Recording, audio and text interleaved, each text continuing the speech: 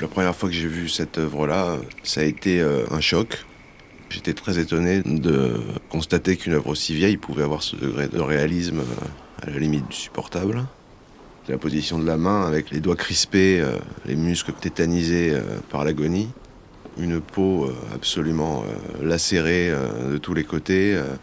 Habituellement, cette représentation-là, elle est beaucoup plus calme et digeste. Et le moins qu'on puisse dire, c'est que le tableau, là, ne le fait pas. Et qu'il montre avec une violence extrême ce que c'est que de mourir. Parce que là, il n'y a plus grand-chose à rattraper en matière de vie, quand même, dans le tableau. Toutes les lacérations de la peau, les écorchures, les échardes, je ne crois pas qu'on voit ça dans une autre représentation.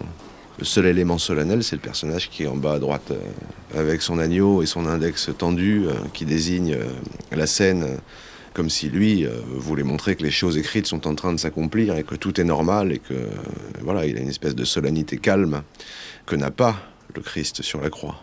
Mais là, on sent que le Christ n'est pas en train de se dire que l'écriture s'accomplit, il souffre et puis c'est tout.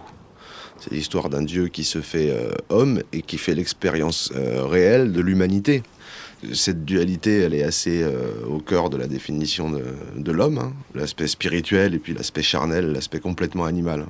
Le corps du Christ sur le retable est déjà dans un tel état qu'il a déjà commencé quasiment le travail de putréfaction. Même les couleurs qui sont utilisées, vraiment ça fait penser à des choses de l'expressionnisme, hein. Cette manière de mettre du vert dans la chair, enfin le XVIe siècle, faire une chose comme ça, c'est quelque chose d'incroyable au niveau de l'histoire de l'art.